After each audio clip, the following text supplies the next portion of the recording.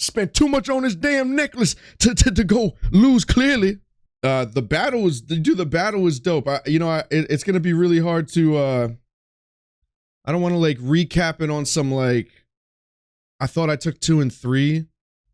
If you want to talk about like the judging department, I'll keep it really small. Because for me, that's the least important part about this weekend. Let's get real. All right, I want to get real. In the judging department, this is how I would like put the battle in a nutshell. The first and second round, he won the reaction department, and I thought the second and third round, I had actually won the rounds themselves. I would say, although people in the venue argued with me because I said that I didn't feel like I got reaction in the first. They said I did, but maybe I just expected a different volume. You know what I'm saying? Britt, never really nothing's ever a preference battle. You always want to have a winner no matter what. And mainly the most important reason why is because it's all opinionated. You know what I'm saying? So, maybe people that prefer Chilla's style, it's certainly a debatable battle. I'll definitely say that. I didn't whoop his ass, but I thought I clearly took it, man. I thought the second and the third, second was pretty undeniable. His second was, he had a really long like 10-2 thing that he was doing. He kept saying like 10-2 and 10-2 split 5 in half. I'm putting 10-2. Your girl's gonna have to handle the wheel like 10-2. Like it was like a lot of like that was a crazy part of the second, and it was a long second too. You know what I'm saying? It was a dope second.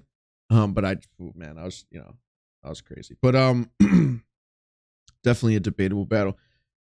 So, as far as like what actually matters, man, like I've waited I've waited 2 years. I feel like and I said this in an interview after the battle, I said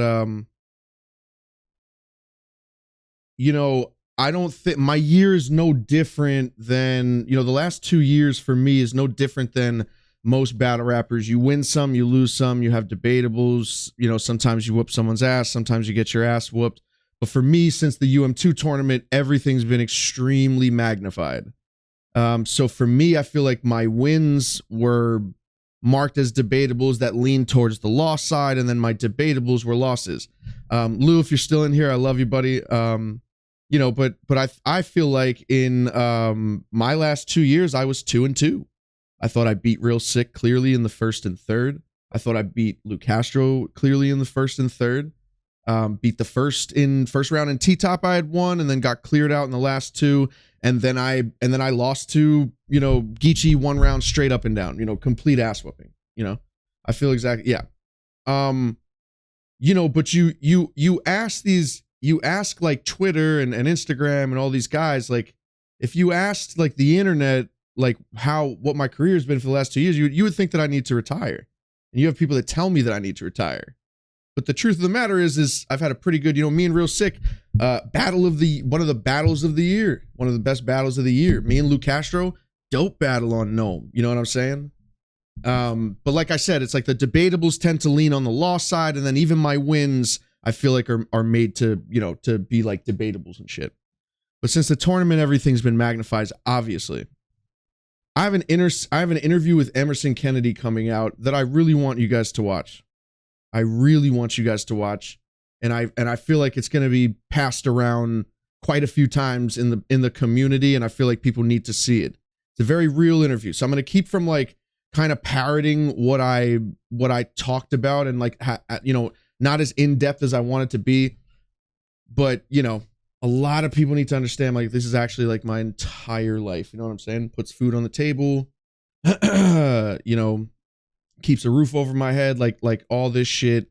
And, we're finally turning around. The Chilla battle is for sure the turnaround. From an artist perspective, I want to personally thank, and I thanked him privately yesterday, but I want to personally thank Pat Stay.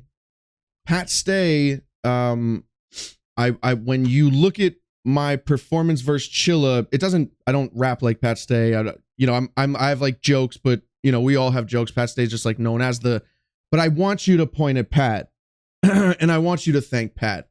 After the Geechee battle, And this is something that I didn't realize, it's right in front of you, but you don't realize until you kind of step out or you just stop doing it. Pat Stay had sent me a long message the night I lost to Geechee. We got Gator Light, Reese.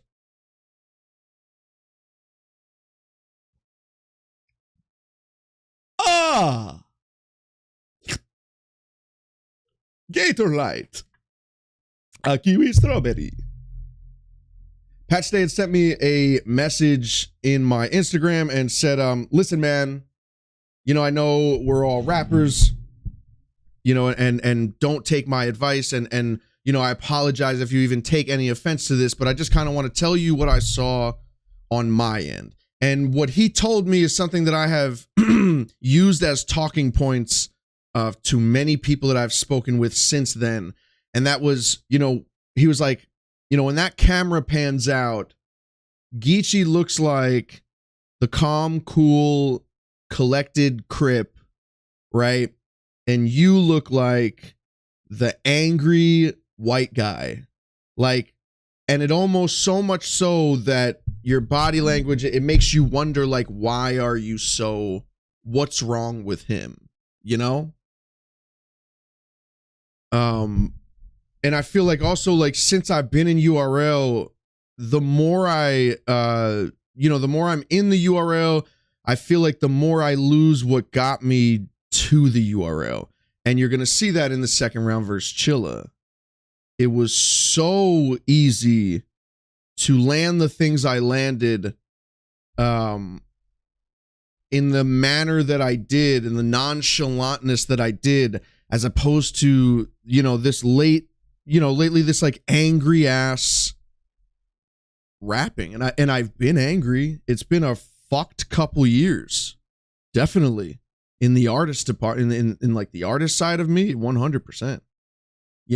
14 days it took for me to go from the most supported to the most hated as far as like the internet goes. Actual fact. You know that? 14 days. After I 30'd Saga and I was crying in that 15 minutes of fame interview because my life had gone so good. And even since JC, man, everyone used to point to Ashley and say, that's why he went on this run. I met her after JC. After that, after I battled JC, after that, I beat Drugs Clear, performance of the weekend. I 30'd Serious Jones, performance of the weekend, an unbeatable Jones, and a Jones that since he has come back, since I've murdered him, has beaten many people, arguably has not lost to Rum Nitty and Chilla and a lot of guys. And after that, I 30'd Serious Jones. I 30'd Snake Eyes, performance of the weekend on the app only event. I 30'd Saga, Gnome 10th anniversary of Gnome. And then I spit the greatest round in the history of the fucking game versus Danny Myers. And everybody online used to point to Ashley and go, that is why. She's why. Right? 14 days from that interview with 15 minutes of fame after Saga and the first round of UM2 was all it took for,